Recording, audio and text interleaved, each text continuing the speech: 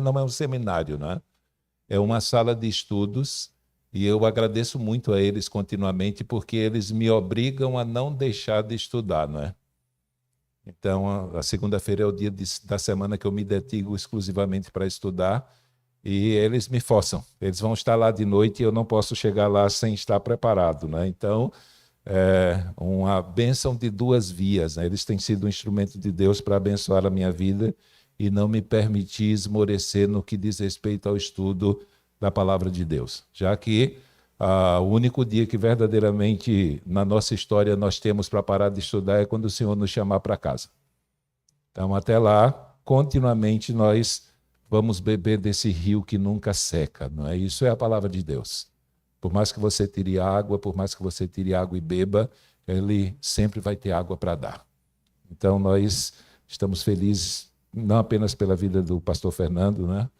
A Ângela, o Afrânio tem acompanhado a gente também, mais alguns pastores da convenção, e tem sido momentos bons. A cada segunda-feira, só fazendo o merchan, não paga nada, e é aberto para todo mundo, tá? Qualquer pessoa pode acessar as aulas, pode assistir no YouTube, no Facebook, ou se quiser, a aula interativa, não é, com participação direta, então pode entrar na sala do Zoom. Então, nesse sentido, tem uma sala de aula para 100 pessoas, você pode entrar lá, assistir a aula, depois da aula nós abrimos o espaço para você tirar suas dúvidas, fazer seus questionamentos ou cooperar, né? Às vezes existe alguma coisa interessante que nós deixamos de falar, e aí você leu em algum livro, ouviu de alguma pregação e pode também abençoar a vida da gente com conhecimento. Vamos abrir a palavra de Deus em Filipenses, capítulo 1. Nós vamos ler o versículo 12 ao 14. Epístola de Paulo aos Filipenses, capítulo 1, versículos 1 a 12. Para aqueles que já estudaram a carta de Paulo aos Filipenses, já perceberam que, historicamente, essa carta passou a ser chamada da carta da alegria, não é? E, basicamente, o que nós temos aqui é um manual da alegria cristã. E hoje nós queremos falar sobre a alegria, principalmente na esfera da maior dificuldade que nós enfrentamos para experimentá-la na nossa carreira, que é a alegria em tempos difíceis. A alegria cristã ela é permanente. Então, nesse sentido, não importa o que nós tenhamos que enfrentar nessa vida, a nossa alegria, como parte do povo de Deus, ela constitui-se uma alegria inabalável e, pela experiência de Paulo e por aquilo que ele transmite para nós, nós queremos aprender algumas diretrizes e alguns fundamentos que possam verdadeiramente nos fazer experimentar de maneira continuada essa alegria prometida para nós. Então, capítulo 1, versículo 12 ao 14, diz a palavra do Senhor. Quero ainda, irmãos, certificar-vos de que as coisas que me aconteceram têm antes contribuído para o progresso do Evangelho. De maneira que as minhas cadeias em Cristo se tornaram conhecidas a toda a guarda pretoriana e de todos os demais. E a maioria dos irmãos, estimulados no Senhor por minhas algemas, ousam falar com mais desassombro a palavra de Deus. Vamos orar mais uma vez. Pai amado, nós queremos colocar a nossa vida diante de Ti. Que pelo Teu Santo Espírito o nosso coração seja tornado como aquele solo bom.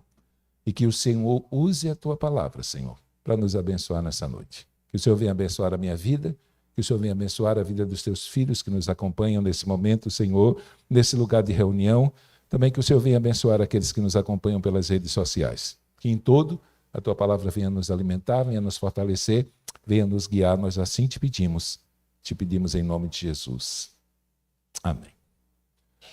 Quando nós pensamos naquilo que Paulo quer nos instruir numa carta como essa, podemos ter como referência uma construção. Se você quer construir uma casa, é preciso você se certificar de que ela possui uma fundação sólida. Se você contratar o melhor arquiteto, comprar os melhores materiais de construção, contratar os melhores profissionais do mercado, depois de pronta, você mobiliar a casa com aquilo que tem de mais moderno e simplesmente ela não tiver um bom fundamento, o que vai acontecer? Se toda a casa estiver construída sobre uma base defeituosa, você descobrirá que desperdiçou tempo, você descobrirá que desperdiçou dinheiro, você descobrirá que simplesmente colocou a sua própria vida em risco. E aquilo que para você poderia constituir-se um sonho ou um fundamento para que você pudesse desfrutar de uma grande alegria, será transformado numa experiência de tristeza, numa experiência de decepção. O alicerce é de extrema importância, seja numa obra, seja na vida espiritual. Aliás, a nossa vida espiritual será um resultado daquilo sobre o qual a nossa confiança está estabelecida. E é justamente isso que encontramos na carta de Paulo aos Filipenses. Nessa carta, se você fizer uma leitura básica dela, você vai descobrir que o apóstolo Paulo nos apresenta uma base sólida para que nós possamos enfrentar todas as intempéries que a vida puder trazer sobre nós, todas as provações que o curso da carreira que o Senhor propôs para cada um de nós possa trazer, sem permitir que a nossa alegria seja abalada. E por incrível que pareça, quando Paulo escreveu essa carta, que ela é conhecida como a Carta da Alegria, não é? A Epístola da Alegria, alguns estudiosos chegam a chamá-la de Manual da Alegria Cristã. Paulo não estava passando o verão em Camboriú. Paulo estava preso, Paulo estava oprimido por circunstâncias adversas, não apenas pela prisão, mas Paulo, nos ensinamentos contidos na carta aos Filipenses, ele, falando sobre alegria, ele deixa claro na sua mensagem, primeiro, que a alegria cristã ela é ultra circunstancial. A alegria que nós desfrutamos depois que somos alcançados pela salvação de Cristo, ela não é conduzida, produzida ou promovida por circunstâncias que nós enfrentamos na nossa jornada. E se nós pudermos afirmar um fundamento sobre o qual a nossa alegria ela se torna permanente e inabalável, Paulo vai deixar claro para nós que a nossa alegria ela é cristocêntrica. No capítulo 4, versículo 4, ele vai deixar isso claro.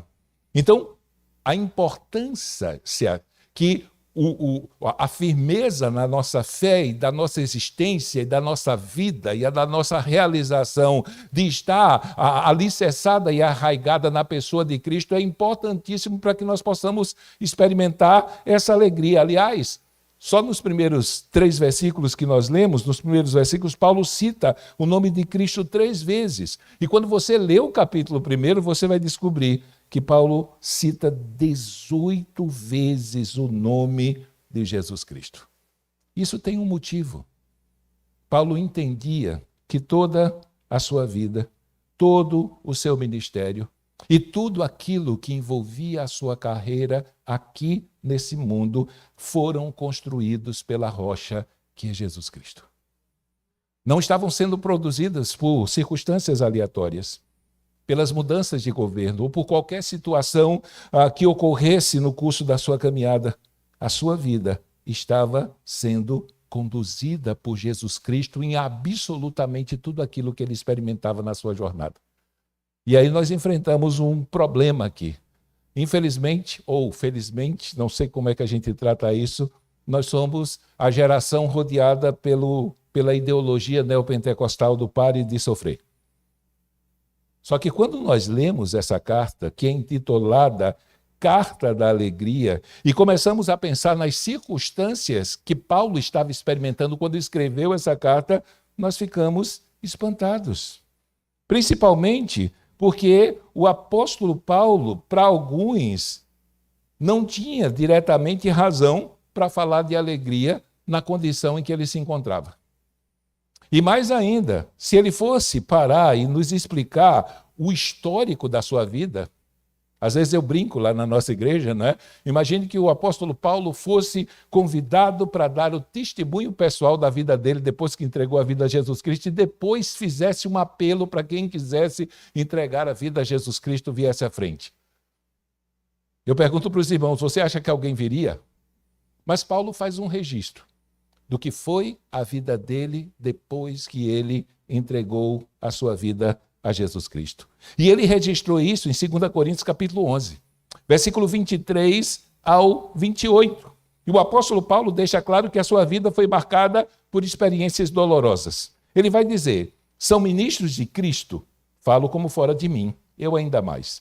Em trabalhos, muito mais em prisões, em açoites sem medidas, em perigos de morte, muitas vezes, 5 vezes recebi dos judeus uma quarentena de açoites, menos um. Fui 3 vezes fustigado com varas. Uma vez eu fui apedrejado. Em naufrágio, 3 vezes. Uma noite e um dia passei na voragem do mar. Em jornadas, muitas vezes. Em perigos de rios, em perigos de salteadores, em perigos entre patrícios, em perigos entre os gentios, em perigos na cidade, em perigos no deserto, em perigos no mar, em perigos entre os falsos irmãos, em trabalhos e fadigas, em vigílias, muitas vezes, em fome e sede, em jejuns, muitas vezes, em frio e nudez. Além das coisas exteriores, há o que pesa sobre mim diariamente, a preocupação com todas as igrejas. Se nós pudermos expressar uma ideia sobre a vida de Paulo, nós poderíamos dizer que Paulo realmente teve uma vida muito difícil. E ele, quando escreveu essa carta aos Filipenses, ele estava acorrentado a um soldado romano. Paulo estava preso e, em sua prisão, o tempo todo, 24 horas por dia, Paulo estava acorrentado a um soldado. O momento da sua vida em que ele estava preso, em que ele mais necessitou, principalmente os momentos que precederam a sua prisão, Paulo foi abandonado.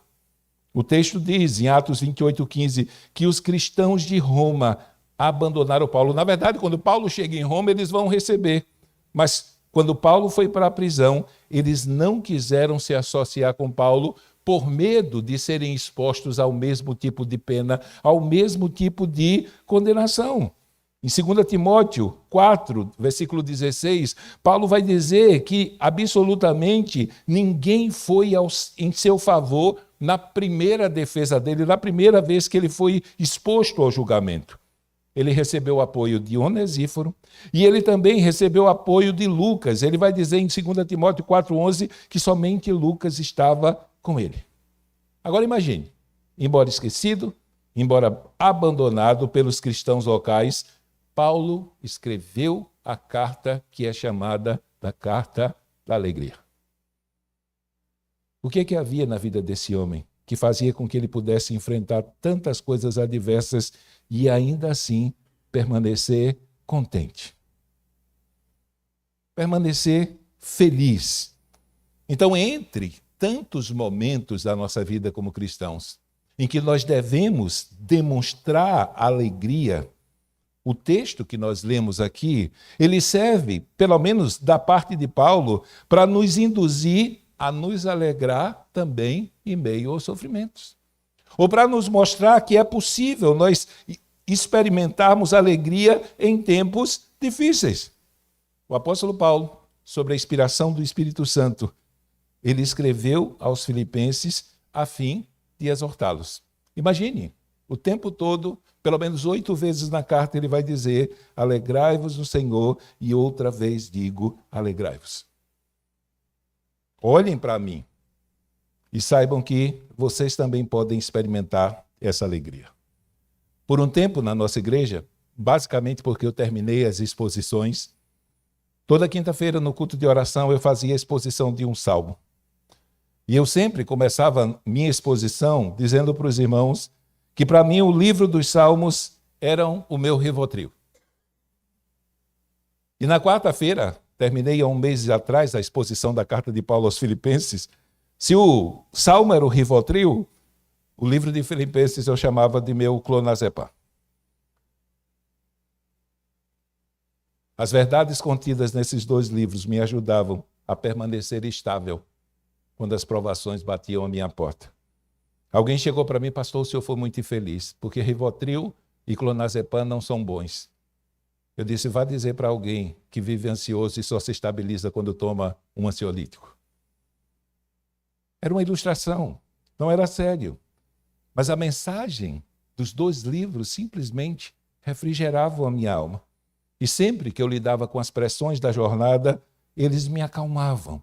Eles simplesmente se viam para mim como um caminho que me ajudava a poder dizer, como disse o salmista no Salmo 23:4, ainda que eu ande pelo vale da sombra da morte, eu não temerei mal nenhum, porque tu estás comigo e a tua vara e o teu cajado me consolam.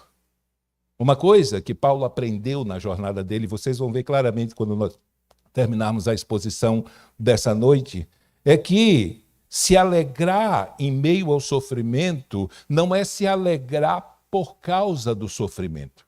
Não é se alegrar no sofrimento e nem tampouco por experimentar o sofrimento. Nós conseguimos nos alegrar em meio aos sofrimentos, porque em meio a esses momentos nós vemos e entendemos o fato de que Deus muitas vezes tem propósitos ocultos em tempos difíceis. Estive fazendo um velório de uma criança essa semana. E eu estava conversando com os pais, e eu estava conversando com os parentes. E há algum tempo atrás, um casal da nossa igreja perdeu um filho. Ele foi gerado com uma síndrome. A perspectiva médica era que aquela criança nascesse e até 2 horas após o seu nascimento ela deveria morrer. A criança resistiu 21 dias. E alguém perguntou: mas com que propósito? Depois de 21 dias ela partiu. Ela partiu depois de 21 dias. Mas toda a ala pediátrica do hospital da Unimed de Criciúma ouviu o Evangelho. E toda a ala pediátrica do Hospital de Blumenau ouviu o Evangelho nesses 21 dias. Foi sofrido, o luto até hoje machuca o coração dos pais, mas uma coisa eles entenderam: Deus tinha um propósito em tudo aquilo. E foi isso que Paulo entendeu, e é isso que ele tenta nos transmitir numa carta como essa. Algumas cartas no Novo Testamento, elas são chamadas de epístolas da prisão, justamente pelo fato de que quando Paulo escreveu essas cartas, ele estava encarcerado.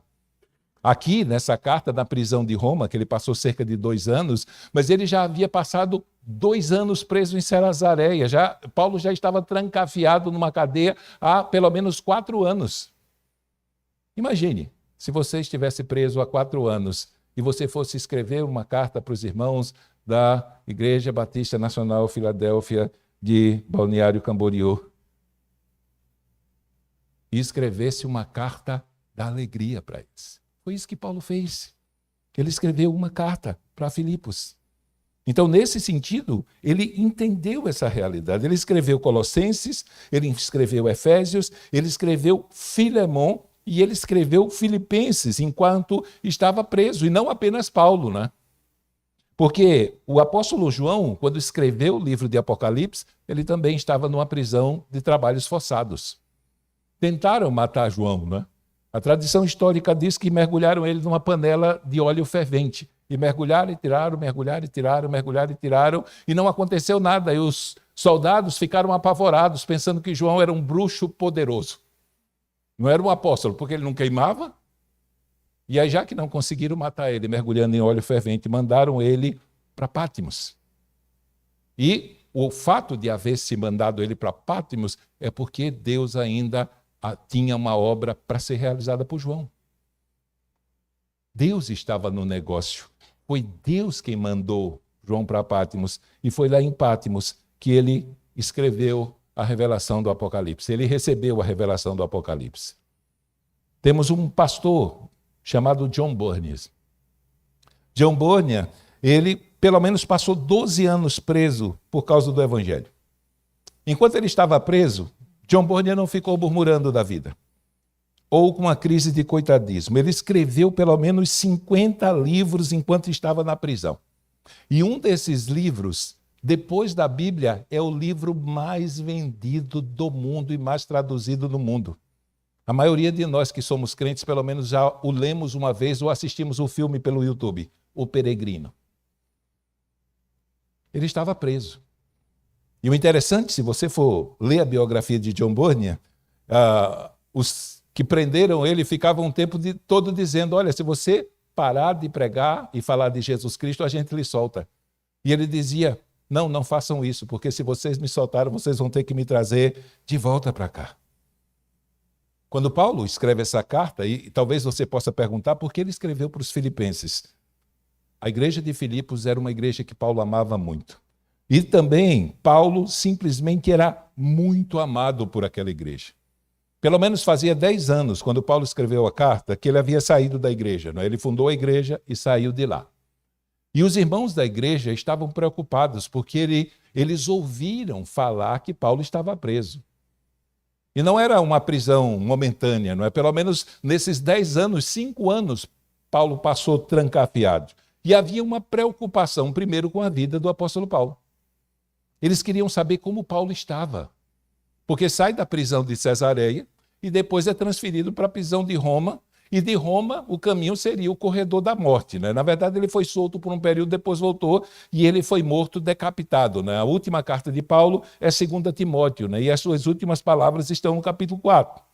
Então, nesse sentido, os irmãos da igreja estavam apreensivos. Como era que Paulo se encontrava? Na verdade, se nós tivéssemos um amigo cristão que estivesse preso há 4 anos, numa masmorra, que as prisões de hoje, comparada àquela daquela época, é um hotel 5 estrelas. Era simplesmente um porão úmido, não higiênico, frio, e o indivíduo ficava lá, preso, dia após dia. Então eles queriam saber como Paulo estava. E mais ainda, Paulo era um apóstolo. Ele foi separado por Jesus Cristo para pregar o evangelho até os confins da terra, já que ele era o apóstolo dos gentios. Então, se Paulo havia sido preso, será que a obra de Deus foi frustrada? De maneira nenhuma. E aí que Paulo esboça alegria, gente. Paulo esboça contentamento. O fato dele haver sido preso, estar preso por mais de 4 anos nas 2 prisões, o fato dele estar impossibilitado de simplesmente sair livre caminhando pelo mundo pregando o evangelho, não atrapalhou em absolutamente nada a obra de Deus. Aliás, o que nos chama a atenção é que Paulo vai dizer que as coisas que aconteceram com ele antes cooperaram para o crescimento do evangelho. E isso é uma coisa básica que nós aprendemos nos primeiros capítulos do livro de Apocalipse. As provações que nós, como povo de Deus, enfrentamos por causa da nossa fé é o método evangelístico de Deus para alcançar pessoas difíceis. Ou para levar o evangelho a campos difíceis. Paulo compreendeu que todo aquele processo de sofrimento que ele estava passando desde que saiu de Filipos, no curso da viagem missionária, fazia parte do plano de Deus para a vida dele. E isso deveria encorajar os irmãos em meio aos sofrimentos quando eles estivessem tentados a abandonar a sua carreira. Então a perícope inteira, a passagem das Escrituras que Paulo vai estabelecer esses fundamentos do seu contentamento, ela vai do 12 ao 26. Mas hoje temos até 9 e 10, vamos ficar do 12 ao 14. Mas Paulo, ele quando vai tecer o seu argumento, primeiro ele olha para o passado. Ele olha para o passado, versículo 12, né? Depois, Paulo olha para a sua situação presente, do 13 ao 18, e nos últimos versículos, do 19 ao 26, ele olha para a sua situação futura.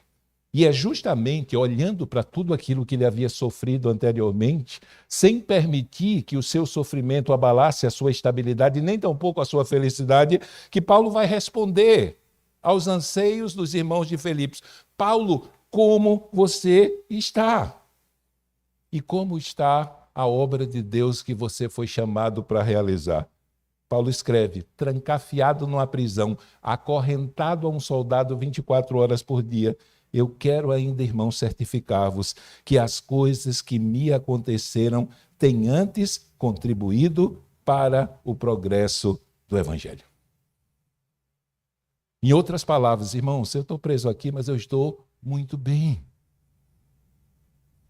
Porque a prisão não atrapalhou a obra de Deus. Aliás, a prisão faz parte da obra de Deus. Muitas vezes, ao enfrentarmos momentos difíceis, ficamos questionando Deus o porquê. E nós só conseguimos parar de tecer esses questionamentos quando nós aprendemos uma doutrina chamada providência de Deus. Deus não apenas está no controle dos momentos bons e tranquilos da nossa vida, mas Deus também está no controle e está conduzindo a nossa vida quando Ele permite que nós passemos por momentos difíceis.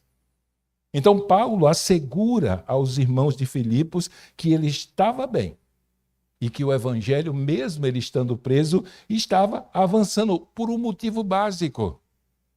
Aquela situação difícil permitiu que ele alcançasse pessoas que ele jamais alcançaria se tudo estivesse bem. O caso que nós contamos dos irmãos da nossa igreja que perderam o bebê por uma síndrome. Eles jamais teriam pregado para aquelas enfermeiras. Eles jamais teriam acesso àqueles médicos lá e falado da tranquilidade que eles tinham por terem sido comprados por Jesus Cristo se eles não tivessem passado por aquele momento difícil. Deus estava no controle de tudo aquilo. Então Paulo vai dizer que essas coisas, esses sofrimentos que ele passou, contribuíram para o progresso do Evangelho, né? Ele usa uma palavra aqui militar, né, procolpê, que se refere ao movimento de um exército no território inimigo. Na verdade, Paulo não havia sido impedido ou não estava sendo derrotado pelo inimigo das nossas almas. O fato dele estar na prisão era um avanço, não era um retrocesso para os irmãos da igreja. Parecia que a obra de Deus tinha parado. Não. Nós nos lembramos de John Wesley.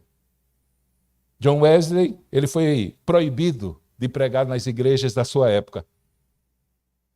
E John Wesley disse: o campo é o mundo. Montou num cavalo. Viajou mais de 300 mil quilômetros montado num cavalo. Dizem que cerca de 1 milhão de pessoas ouviram a pregação do Evangelho. Já que as portas do templo se fecharam para ele, ele foi pelo mundo. Com quem ele aprendeu isso? Com Paulo. Ele estava preso, estava encarcerado, estava limitado geograficamente por um espaço pequeno, mas a palavra de Deus não estava presa. Ele diz que cooperou para a invasão do terreno do inimigo, a prisão dele. Isso é tranquilo. Por quê? Porque Paulo vai dizer, posteriormente, no decurso do texto, que o fato dele ter sido preso fez com que ele tivesse a possibilidade de pregar o Evangelho para a guarda imperial. Não é?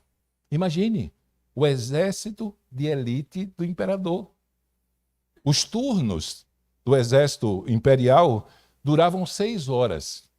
Paulo estava acorrentado a um soldado novo a cada 6 horas. Ele passou 2 anos preso. 4 soldados por dia. 28 por semana. 2 anos preso.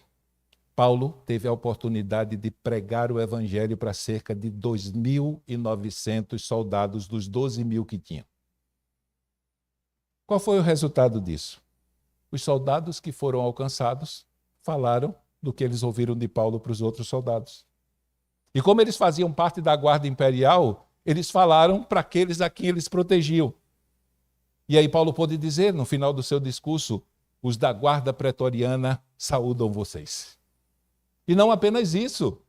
Em outra carta ele vai dizer, e os da casa de César também. Familiares do imperador foram alcançados pela salvação de Cristo, porque Paulo foi parar naquela prisão. E ele faz questão na carta dos Filipenses de dizer que não foi Roma que me prendeu aqui. Ele diz, eu sou um prisioneiro de Jesus Cristo. Parecia que tudo ia mal. Parecia que para Paulo, as circunstâncias que ele estava vivendo, para Paulo não, para os irmãos que estavam observando, parecia que Paulo estava no fundo do poço. Estava deprimido, oprimido, pressionado, desanimado, mas não foi isso que Paulo disse. Olha, as coisas que me aconteceram antes cooperaram para o crescimento. Tanto que quando você vai estudar as viagens missionárias de Paulo, você vai, primeira viagem, depois vai segunda viagem, terceira, e depois alguns chegam a dizer a quarta. Porque Paulo foi preso. E aí quando surge aquela circunstância dos judeus jejuarem lá 40 dias para tentar matar Paulo e eles não iriam comer se não matasse tudo mais, queriam entregar eles para os judeus, ele apelou para César no julgamento de Agripa. E foi decidido que ele iria perante César para ser julgado. E aí, em todo o trajeto da viagem de Paulo, parecia que só desgraça acontecia. E ele já havia sido avisado. Atos 20, 24, em nada. Os versículos anteriores, né? Ele diz que o Espírito Santo me revela que o que me aguarda são cadeias e prisões. Mas em nada tenho a minha vida por preciosa para mim mesmo, contanto que cumpra com alegria a minha carreira e o ministério que recebi do Senhor Jesus para dar testemunho do Evangelho da glória de Deus. Então ele diz, olhando para o passado, quando estava escrevendo, que as coisas que aconteceram com ele cooperaram para o avanço do reino no terreno do inimigo e não para o retrocesso, e não para o impedimento. E aí você pergunta, que coisas são essas? Que Paulo lá em 20 e 24 diz, contanto que eu cumpra com alegria a minha carreira, não importa aquilo que está me reservado para mim de sofrimento, como o Espírito Santo disse. Então, se você pega do capítulo 21 de Atos até o 28, você vai ver essa trajetória. Paulo viaja para Jerusalém, colocando em risco a sua vida, já que ele foi avisado pelo Espírito Santo que eram cadeias e tribulações que aguardavam ele. Então, os judeus acusavam injustamente Paulo de ter levado um gentil para dentro do templo e, por força disso, querendo levar ele a ser punido de morte por causa disso, né? Isso era inadmissível. Depois, Paulo é severamente espancado. Ele só não foi assassinado porque, como na vida de Jesus Cristo, quando tentaram, a expressão era, ainda não era chegada a hora de Paulo de partir, nos planos de Deus, Paulo morreria decapitado e não apedrejado, açoitado ou uma coisa desse tipo, mas simplesmente ele foi severamente espancado. Deus, para livrar Paulo daquela situação, pôs ao seu serviço autoridades romanas. A gente vê em Atos 23, Paulo foi levado diante do Sinédrio para ser julgado, e Lucas declara, em Atos 23, 12 e 13, que mais de 40 judeus se comprometeram a não comer ou beber até que Paulo fosse morto. Mais tarde, no mesmo capítulo, verso 16 e 17, nós somos informados que um sobrinho de Paulo descobriu o motim e contou, não é? Tornou público aquele motim que tinha como propósito matar o apóstolo Paulo, e aí Deus mais uma vez usa as autoridades romanas, que pelos judeus eram usadas para tentar prender e matar Paulo, para salvar Paulo. Imagine, é colocado à disposição de Paulo para tirá-lo daquela situação e impedir que ele fosse morto, 200 soldados, 70 soldados de cavalaria, outros 200 soldados fortemente armado para escoltar Paulo até Cesareia, 90 quilômetros de Jerusalém. No capítulo 24, Paulo finalmente está diante do governador Félix, né? E, nesse sentido, o Félix, ele deixa Paulo 2 anos na cadeia sem um crime direto que ele tivesse cometido. Aliás, Festo, o tempo todo, visitava Paulo, tentando extorquir Paulo para poder soltá-lo. Ele esperava que Paulo desse um suborno a ele para que ele pudesse soltá-lo. Mas como Paulo não pagou o suborno que era esperado, ele permitiu que Paulo ficasse 2 anos preso em Cesareia. Injustamente, sem um crime, sem um julgamento, sem uma pena. 2 anos depois é quando chega o rei Agripa, e quando ele está diante de Paulo, Paulo apela para simplesmente comparecer diante de César. Paulo era um cidadão romano e ele tinha o direito, e aí o tribunal concordou. Imagine, ele pregou para Festo. Ele pregou para todas aquelas autoridades que estavam diante dele. Enquanto estava indo, para Roma para ser julgado por César, em Atos 28, Paulo enfrenta aquela tempestade. Aliás, aquela é registrada. Ele fala no seu testemunho que enfrentou 3. O navio não suportou, naufragou, e os passageiros tiveram que pular do mar e nadar até a ilha. Quando eles chegam na ilha, os nativos da ilha, por bondade, acenderam uma fogueira, e enquanto Paulo estava pegando lenha, vem uma víbora, que não é uma lagartixa daquela que anda na parede, tá? Era uma das cobras mais venenosas que tinham naquela época. Se ela picasse alguém, em minutos aquela pessoa iria começar a passar mal, iria desmaiar, iria morrer. Paulo está com aquela cobra pendurada na mão e não acontece nada, não é? Tanto que os habitantes da ilha ficam espantados e dizem, a ideia era, ele escapou da justiça dos homens, mas a Deus a justiça não permitiu. Esse homem deve ter cometido um crime muito grave.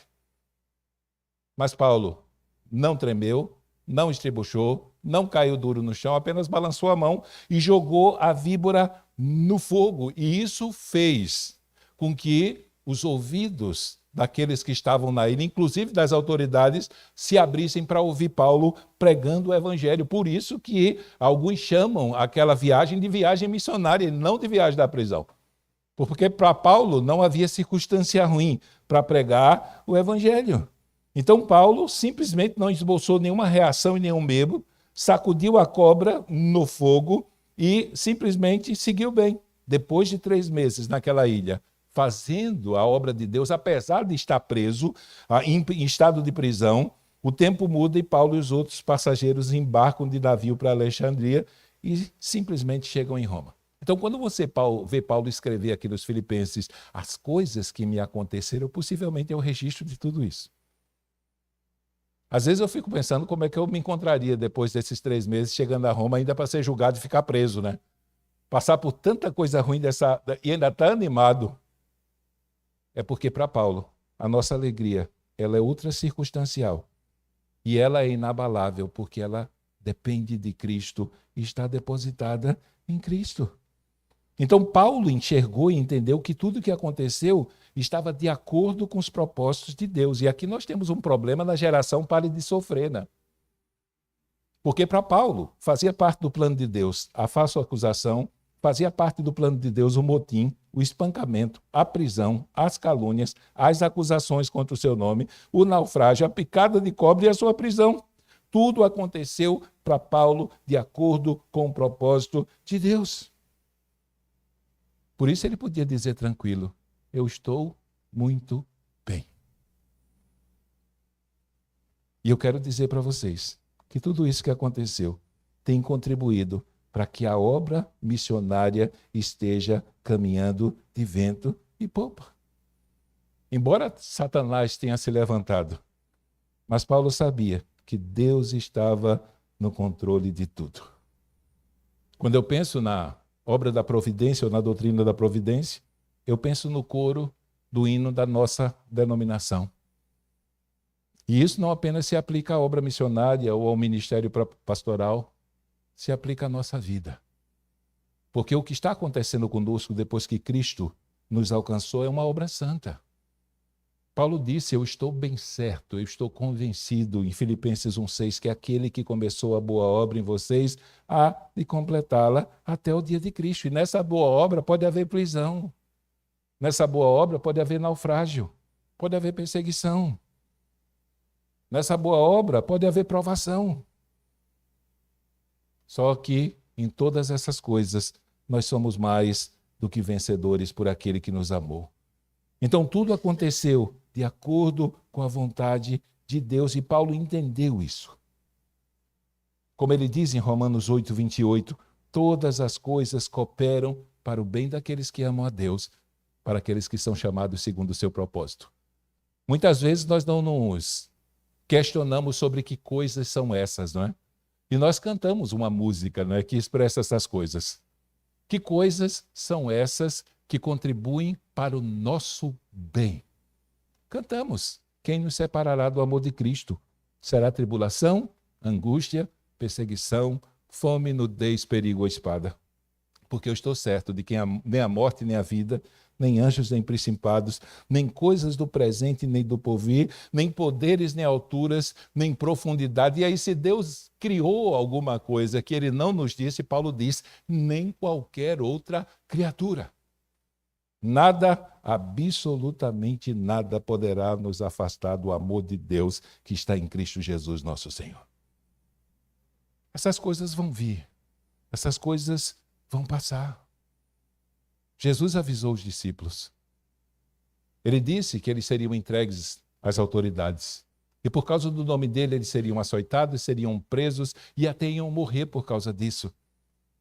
E quando ele dá esse recado, ele diz, eu estou avisando a vocês para que quando acontecer, vocês não fiquem de queixo caído, questionando, mas por que Deus nós estamos passando por isso?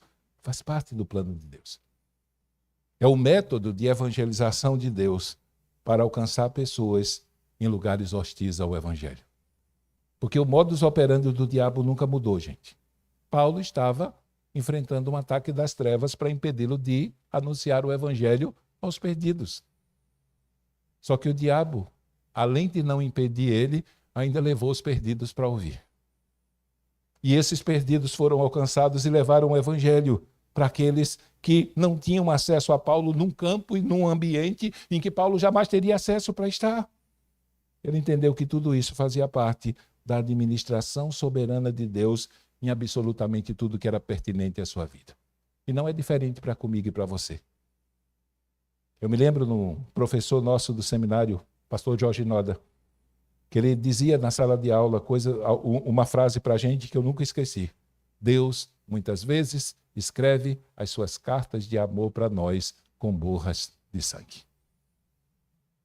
O fato de ter borras de sangue implicava em dor, sofrimento, provação, mas nós não podíamos esquecer que era uma carta de amor do nosso Deus para a gente. Então Deus está no controle de todas as coisas quando tudo vai bem, e Deus está no controle de todas as coisas quando tudo vai mal. Por isso a nossa alegria não pode ser abalada. Tudo faz parte do plano dele. Mas nós temos que confessar, e queremos terminar por aqui, que é muito fácil aceitar a doutrina da soberania de Deus, da providência de Deus, quando as coisas estão indo bem. É muito bom nós confessarmos que Deus é soberano e poderoso quando a família está unida, quando o casamento está bem, quando a carreira profissional vai de vento em popa e tudo, aparentemente, parece um mar de rosas. Mas a carta de Paulo aos Filipenses foi simplesmente escrita para nos ajudar a entender de que Deus também está no controle de todas as coisas quando a saúde está péssima, quando o casamento está por um fio, quando a família está em ruínas e quando a carreira profissional vai de mal a pior. Algum tempo atrás eu estive conversando com um empresário da nossa região e que a empresa dele estava indo de mal a pior. E ele é membro de uma igreja e ele perguntou, mas pastor, como é que eu vou poder dar testemunho cristão para os outros com a minha empresa desse jeito? Eu disse, irmão, é muito fácil. É quando seus clientes chegarem aqui e lhe encontrarem tão feliz como eles lhe encontravam quando tudo ia bem. Porque Deus estava no controle quando tudo ia bem. E ele continua no controle. Por isso que Pedro vai dizer, na sua primeira carta, no capítulo 5, lançando sobre ele toda a vossa ansiedade, não para que ele cuide de vós. Ele diz, olha, se livre dessa ansiedade, porque mesmo nessa situação difícil, Deus está cuidando da sua vida.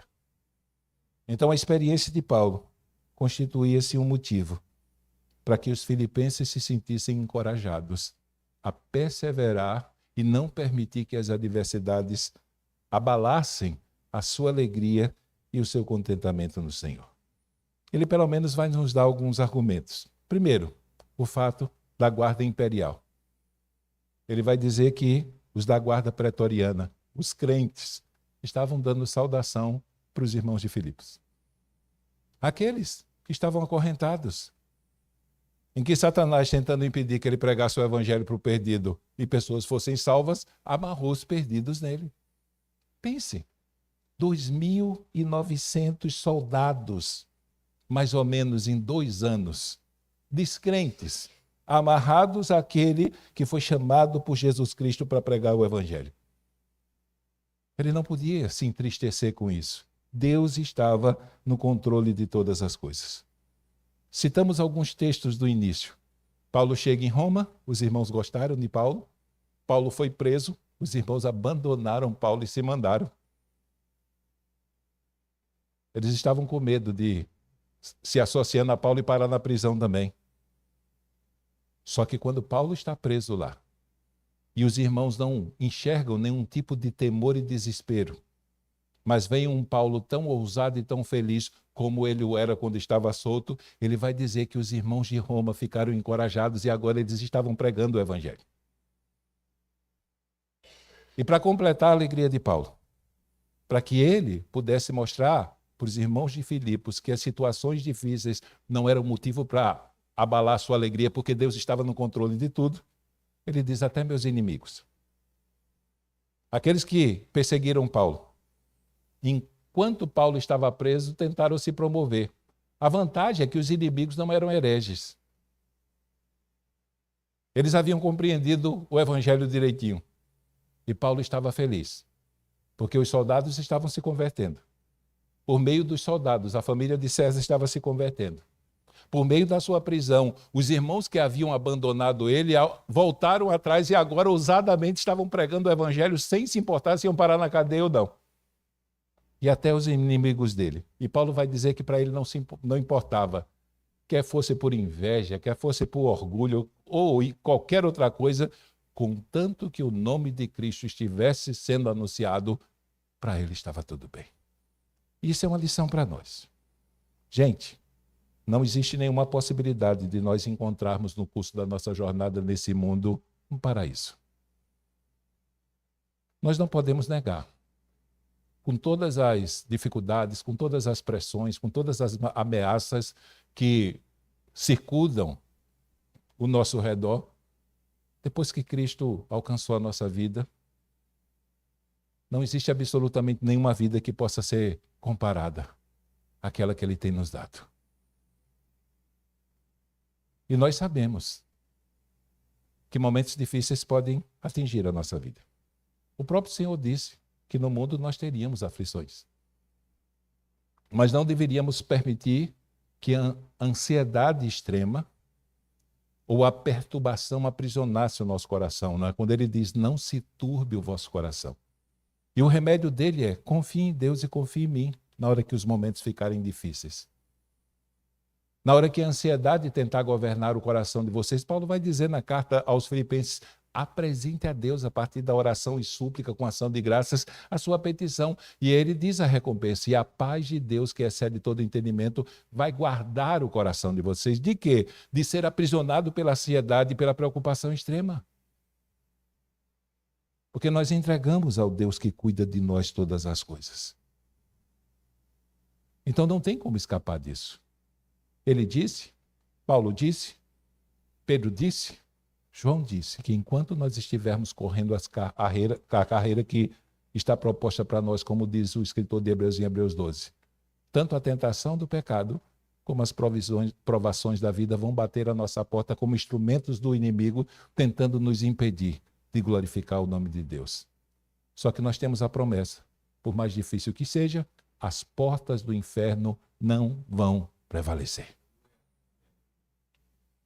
Lá em Apocalipse capítulo 11 é dito que quando a igreja completar o seu testemunho, a besta vai se levantar, vai guerrear contra ela e vai vencê-la.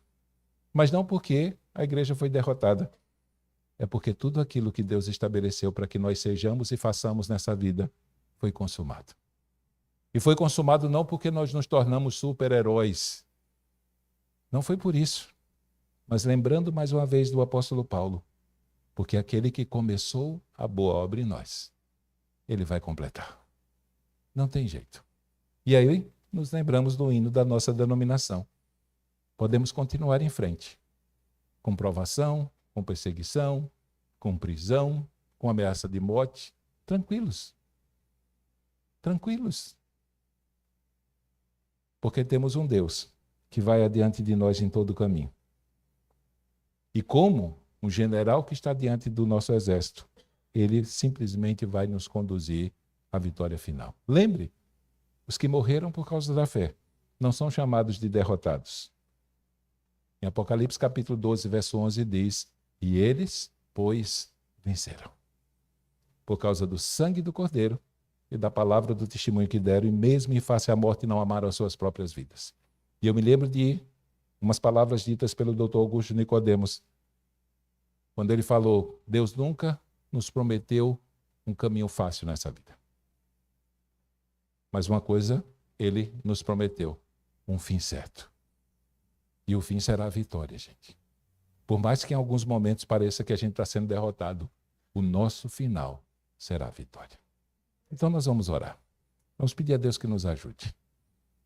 Não é fácil para ninguém lidar com as adversidades dessa vida e manter a alegria estabilizada.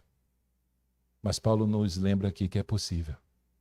Se na hora da alegria está sendo abalada, ao invés de nós olharmos para aquilo que está tentando tirar a nossa alegria, nós olhamos para Cristo e nos lembremos de tudo aquilo que Ele fez por nós para nos tornar participantes do seu reino. E se for pouco, nos lembremos de tudo aquilo que Ele tem reservado para nós no porvir. E absolutamente nada pode nos impedir de chegar lá. Então vamos orar ao Senhor. Pastor Fernando?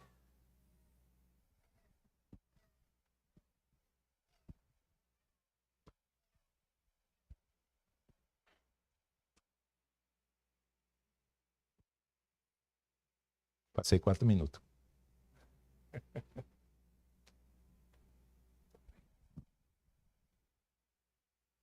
Vamos colocar de pé, amados. Enquanto o pastor Renildo estava trazendo essa palavra, né, e certamente é um recado de Deus para nós, né, que muitas vezes somos tentados e seduzidos a crermos que pelo fato de sermos escolhidos, sermos servos de Deus, igreja do Senhor, que a nossa vida será marcada por uma permanente bonança, né? E a gente sabe que é o contrário, né? A nossa vida, o nosso progresso na vida cristã sempre nos tem mostrado que Deus usa, né, essas circunstâncias pelas quais a gente passa, que num primeiro momento, especialmente quando somos mais imaturos, nós questionamos, nós duvidamos do cuidado de Deus, do amor de Deus, mas a gente percebe que é justamente nesse momento que Deus manifesta o seu amor e o seu cuidado, né? E é assim mesmo, né? Eu me lembro desse tempo que eu tenho passado, desse tempo que eu tenho vivido, né? E eu comentei com o pastor Renildo em casa ontem, como Deus tem aberto portas por intermédio da minha situação de falar de Jesus Cristo, né? Porque o que chama a atenção das pessoas, é como o pastor falou, é justamente isso. A pessoa vai ver você e na avaliação dessa pessoa você deveria estar triste, na avaliação dele, você deveria estar resmungando, você deveria estar emburrado, né? E aí olha para você e vê alegria em seu coração, um sorriso no seu rosto, né? E aí você pode responder, se questionado, essa paz que eu sinto em minha alma não é porque tudo me vai bem. Aquele cântico que a gente faz, né? Jesus Cristo, o nosso Senhor acima de tudo, Ele se manifesta como o grande Consolador nesses momentos. Eu louvo a Deus, por tudo aquilo que Deus tem proporcionado à minha vida, e sei também que tudo isso que tenho experimentado tem também trabalhado dentro de meu ser, né? Me moldando, me aperfeiçoando, mas seguramente também Deus tem mostrado isso para outras pessoas. Me perdoe se eu me torno um pouco ousado, mas já tive até oportunidade de conversar com pessoas que me procuraram, né? E psicólogos que vieram saber como eu estava diante do meu quadro, especialmente naquele momento difícil, quando a gente tem uma notícia de uma metástase, como foi o meu caso, né? E eles ficam assim meio boquiabertos, né? Porque a psicologia deles não discerne muito isso. E aí a gente pode falar que a gente está acima de um trabalho psicológico, de um trabalho motivacional, né? Nós estamos na mão daquele que pode nos dar alegria no momento da adversidade.